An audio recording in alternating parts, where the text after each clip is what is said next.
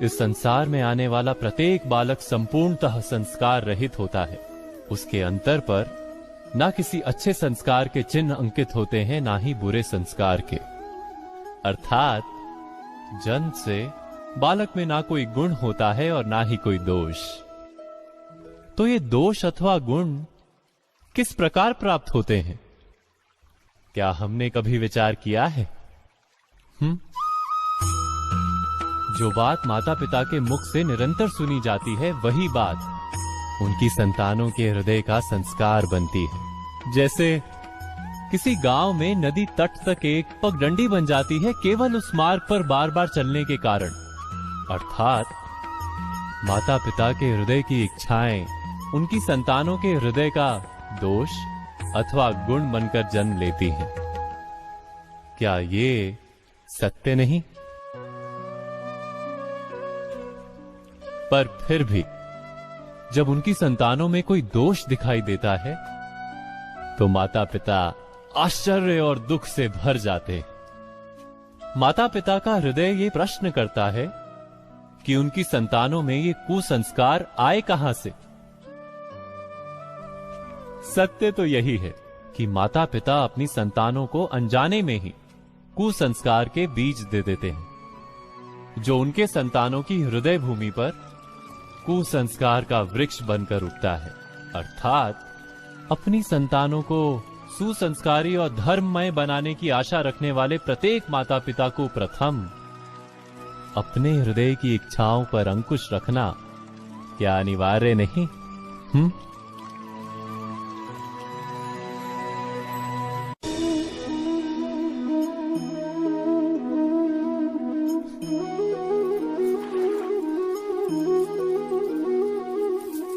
पिता सदा ही अपने संतान के सुख की कामना करते हैं, उनके भविष्य की चिंता करते रहते हैं।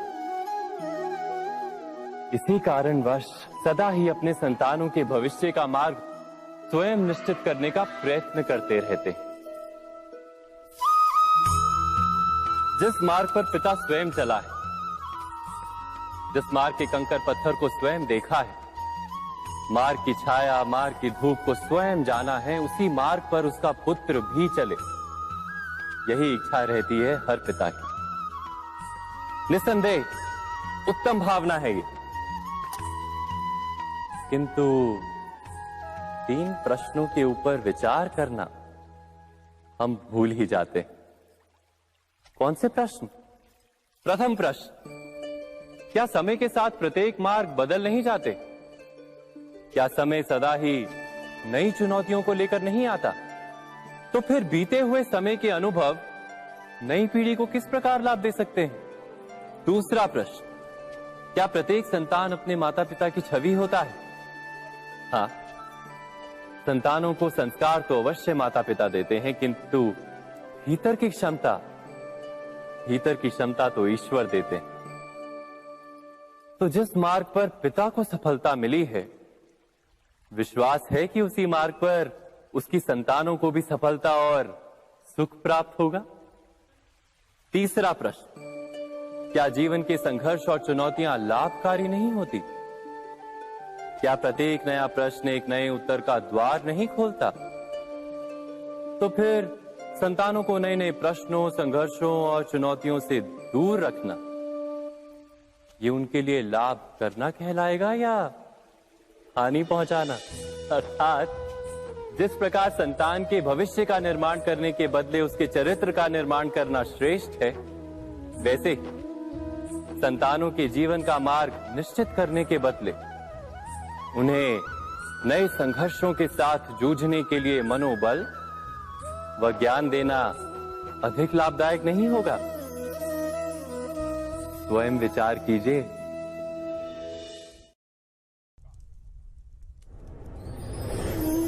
पूर्वजों की इच्छा, आशा, महत्वाकांक्षा, क्रोध, बैर, प्रतिशोध, यही सब आने वाली पीढ़ी की धरोहर बनते हैं। माता पिता अपनी संतानों को देना तो चाहते हैं समस्त विश्व का सुख, पर देते हैं अपनी पीड़ाओं की संपत्ति। देना चाहते हैं अमृत, पर साथ ही साथ विष का घड़ा भी भर देते हैं। आप विचार कीजिए, आपने अपनी संतानों को क्या दिया आज तक? अवश्य प्रेम, ज्ञान, संपत्ति आदि दिए, पर क्या साथ ही साथ उनके मन को मैल से भर देने वाले पूर्व ग्रह नहीं दिए? अच्छे बुरे की पूर्व निर्धारित व्याख्याएं नहीं दी? व्यक्ति का व्यक्ति के साथ, समाजों का समाजों के साथ, राष्ट्र का राष्ट्र के साथ संघर्ष क्या इन्हीं पूर्व ग्रहों से निर्मित नहीं होते? हत्या, मृत्यु, रक्तपात क्या इन्हीं पूर्व ग्रहों से नहीं जन्मते? अर्थात माता पिता अपनी संतानों को जन्म के साथ मृत्यु का दान भी देते हैं।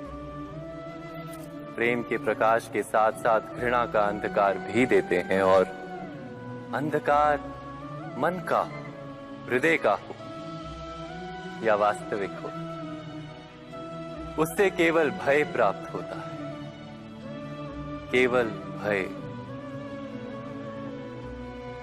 स्वयं विचार कीजिए।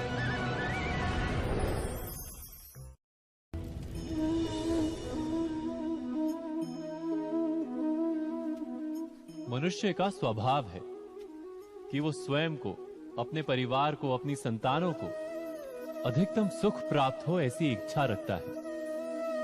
इसी कारण से हम सदा श्रम और कष्ट से अंतर रखते हैं, विश्राम और सुविधाओं को बढ़ाने का प्रयास करते हैं।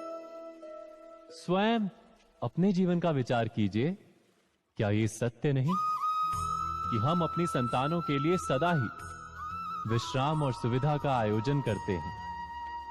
पर क्या कभी सोचा है केवल विश्राम से क्या लाभ प्राप्त होता है? केवल सुख और सुविधा जिन्हें प्राप्त हो, उनका जीवन कैसा होता है? शरीर जब श्रम करता है तो अधिक स्वस्थ बनता है। बुद्धि भी जब कठिन चुनौतियों का सामना करती है तो अधिक तेजस्वी बनती है।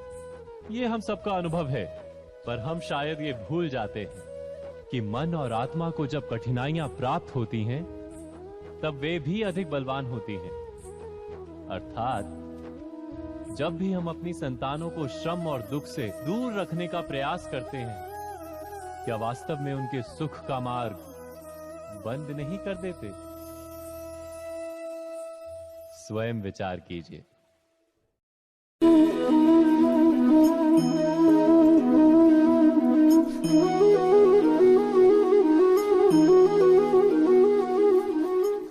संतानों के भविष्य को सुख से भरने का प्रयत्न करना, यही हर माता पिता का प्रथम कर्तव्य होता है, जिन्हें आप इस संसार में लाएं और जिनके कर्मों से ये जगत आपका भी परिचय पाएगा भविष्य में। उनके भविष्य के सुख की योजना करने से अधिक महत्व और हो भी क्या सकता है? किंतु सुख और सुरक्षा, क्या ये मनुष्य के कर्मों से प्राप्त नहीं होते?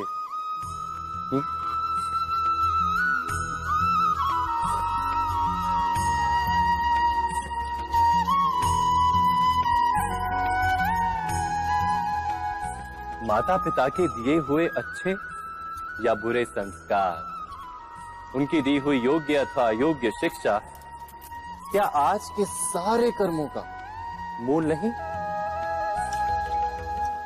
संस्कार और शिक्षा से बनता है मनुष्य का चरित्र। अर्थात माता पिता अपनी संतानों का जैसा चरित्र बनाते हैं, वैसा ही बनता है उनका भविष्य। किंतु फिर भी अधिकतर माता पिता अपनी संतानों का भविष्य सुरक्षित करने की चिंता में उनका चरित्र निर्माण का कार्य भूल ही जाते हैं। वस्तुतः जो माता पिता अपनी संतानों के भविष्य की चिंता करते हैं, उनकी संतानों को कोई लाभ नहीं होता।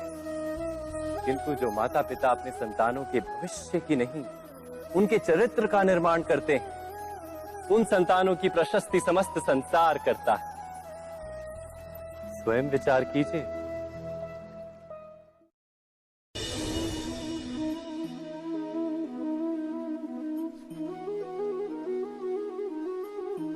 एक ही गुरु के पास शिक्षा प्राप्त करने वाले सारे शिष्य एक समान विद्या प्राप्त नहीं कर पाते।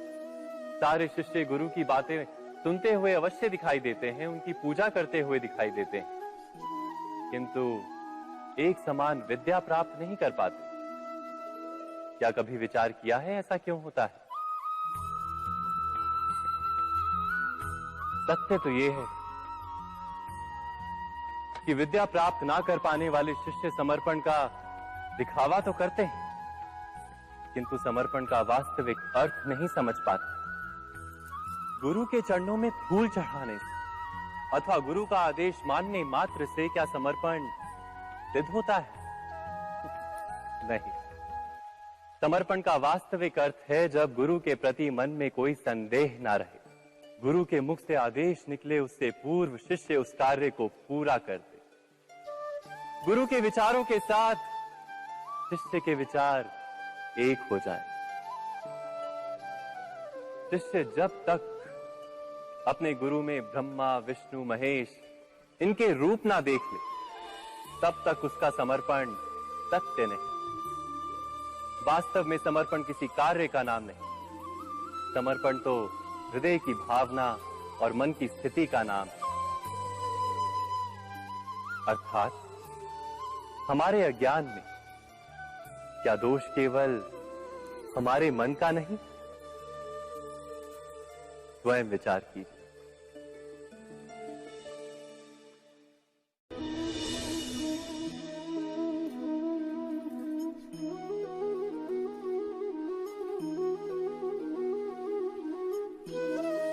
ज्ञान प्राप्ति सदा ही समर्पण से होती है, यह हम सब जानते हैं, किंतु समर्पण का वास्तविक महत्व क्या है? क्या हमने कभी विचार किया? मनुष्य का मन सदा ही ज्ञान प्राप्ति में विभिन्न बाधाओं को उत्पन्न करता है। कभी किसी अन्य विद्यार्थी से ईर्ष्या हो जाती है, कभी पढ़ाए हुए पाठों पर संदेह जन्मता है और कभी गुरु द्वारा दिया गया दंड मन को अहंकार से भर देता है। नहीं, क्या ऐसा नहीं होता? न जाने कैसे कैसे विचार मन को भटकाते हैं और मन की इसी अयोग्य स्थिति के कारण हम ज्ञान प्राप्त नहीं कर पाते। मन की योग्य स्थिति केवल समर्पण से निर्मित होती है। समर्पण मनुष्य के अहंकार का नाश करता है, ईर्ष्या, महत्वाकांक्षा आदि भावनाओं को दूर कर हृदय को शांत करता है और मन को एकाग्र करता है। वास्तव में ईश्वर की सृष्टि में ना ज्ञान की मर्यादा है, ना ज्ञानियों की। गुरु दत्तात्रेय ने तो गाय और श्वान से भी ज्ञान प्राप्त कर लिया था। अर्थात विषय ब्रह्म ज्ञान का हो या जीवन के ज्ञान का या गुरुकुल में प्राप्त होने वाले ज्ञान का, उसकी प्राप्ति के लिए गुरु से अधिक महत्व है उस गुरु के प्रति हमारा समर्पण। क्या ये सत्य नहीं? स्वयं विचार कीजिए।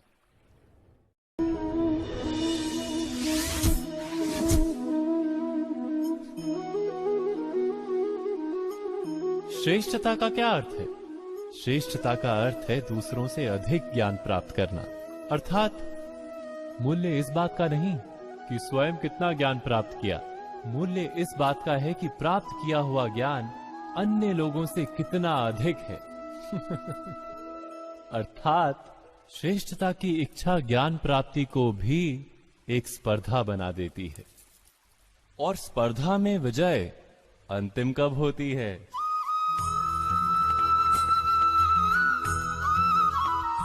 कुछ समय के लिए तो श्रेष्ठ बना जा सकता है, किंतु सदा के लिए कोई श्रेष्ठ नहीं रह पाता। फिर वही असंतोष, पीड़ा और संघर्ष जन्म लेता है। किंतु श्रेष्ठ बनने के बदले यदि उत्तम बनने का प्रयत्न करें तो क्या होगा? उत्तम का अर्थ है कि जितना प्राप्त करने योग्य है वो सब प्राप्त करना, किसी से अधिक पाने की इच्छा से नहीं, मात्र आत्मा की तृप्ति हेतु कुछ प्राप्त करना। उत्तम के मार्ग पर किसी अन्य से स्पर्धा नहीं होती, स्वयं अपने आप से स्पर्धा होती है। अर्थात उत्तम बनने का प्रयत्न करने वाले को देर अबेर सारा ज्ञान प्राप्त हो जाता है। बिना प्रयत्न के ही वो श्रेष्ठ बन जाता है। किंतु जो श्रेष्ठ बनने का प्रयत्न करता है वो श्रेष्ठ बने या ना बने, उत्तम कभी नहीं बन पाता।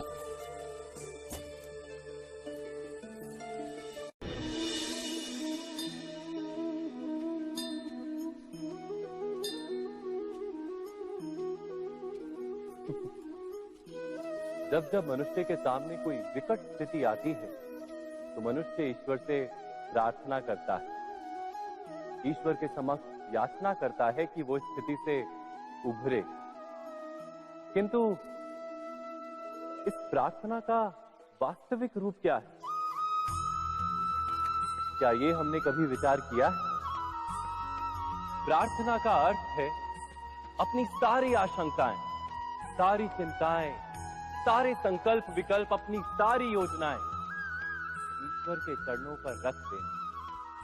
अर्थात अपने कर्म का फल क्या होगा इसकी चिंता ना करके धर्म के अनुरूप कर्म करना, ईश्वर की योजना को अपनी नियति मानना, यही प्रार्थना है ना। किंतु ईश्वर की योजना को समझ पाना क्या संभव है? वो योजना तो हमारे कार्यों के परिणाम के रूप में प्रकट होती है सदा ही। किंतु यदि कोई कर्मों का ही त्याग कर दे, क्या वो प्रार्थना है?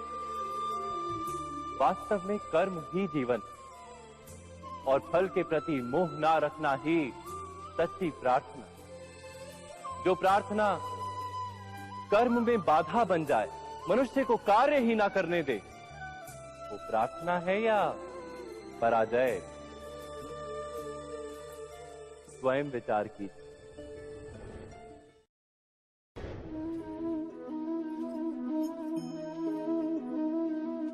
मनुष्य के जीवन का चालक है भय। मनुष्य सदा ही भय का कारण ढूंढ लेता है। जीवन में जिन मार्गों का हम चुनाव करते हैं, वो चुनाव भी हम भय के कारण ही लेते हैं। किंतु क्या ये भय वास्तविक होता है? विचार कीजिए।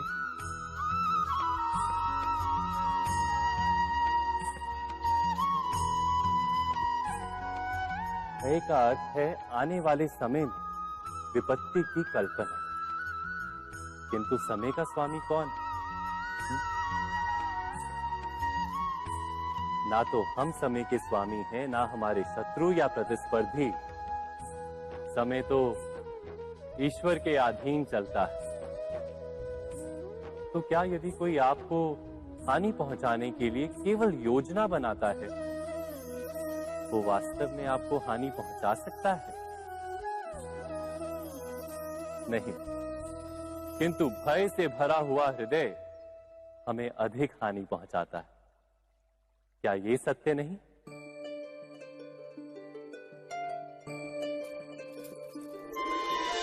विपत्ति के समय भयभीत हृदय अयोग्य निर्णय करता है और विपत्ति को अधिक पीड़ादायक बनाता है।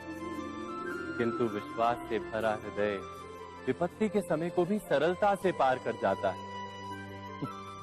अर्थात जिस कारण से मनुष्य हृदय में भय को स्थान देता है, भय ठीक उससे विपरीत कार्य करता है।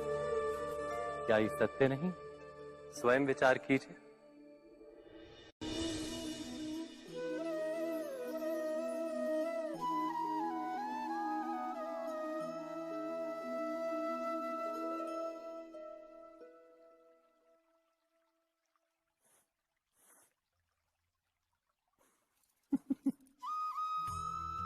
जीवन में आने वाले संघर्षों के लिए जब मनुष्य स्वयं को योग्य नहीं मानता, जब उसे अपने ही बल पर विश्वास नहीं रहता, तब वो सद्गुणों को त्याग कर दुर्गुणों को अपनाता है। वस्तुतः मनुष्य के जीवन में दुर्जनता जन्म ही तब लेती है जब उसके अंतर में आत्मविश्वास नहीं होता। आत्मविश्वास ही अच्छाई को धारण करता है। ये आत्मविश्वास है क्या?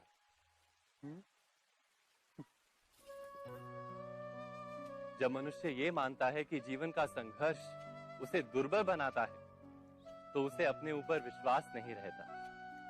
वो संघर्ष के पार जाने के बदले संघर्ष से छूटने के उपाय ढूंढने लगता है। किंतु जब वो ये समझता है कि ये संघर्ष उसे अधिक शक्तिशाली बनाते हैं, ठीक जैसे व्यायाम करने से देह की शक्ति बढ़ती, तो प्रत्येक संघर्ष के साथ उसका उत्साह बढ़ता है। अर्थात आत्मविश्वास और कुछ भी नहीं, मन की स्थिति, जीवन को देखने का दृष्टिकोण मात्र है। और जीवन का दृष्टिकोण तो मनुष्य के अपने वश में होता है। स्वयं विचार कीजिए।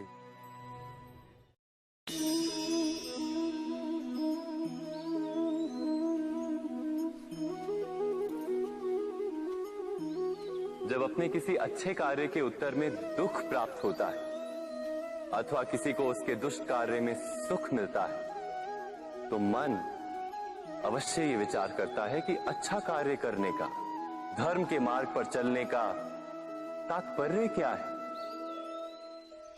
पर दुष्ट आत्मा को क्या प्राप्त होता है ये भी देखिए। दुष्टता करने वाला हृदय सदा चंचल रहता है, अकुलाता रहता है। मन में सदा नए नए संघर्ष उत्पन्न होते हैं। अविश्वास उसे जीवन भर दौड़ाता है। क्या ये सुख है? जबकि धर्म पे चलने वाला, अच्छा कार्य करने वाले, सच्चरित्र व्यक्ति का हृदय शांत रहता है। परिस्थितियां उसके जीवन के सुख में बाधा नहीं बनती। समाज में सम्मान और मन में संतोष रहता है सदा। अर्थात अच्छा बर्ताव भविष्य में किसी सुख का मार्ग नहीं। अच्छा बर्ताव स्वयं सुख, अथवा बुरा बर्ताव भविष्य में किसी दुख का मार्ग नहीं। अधर्म उसी क्षण दुख उत्पन्न करता है। धर्म से सुख नहीं, धर्म स्वयं सुख।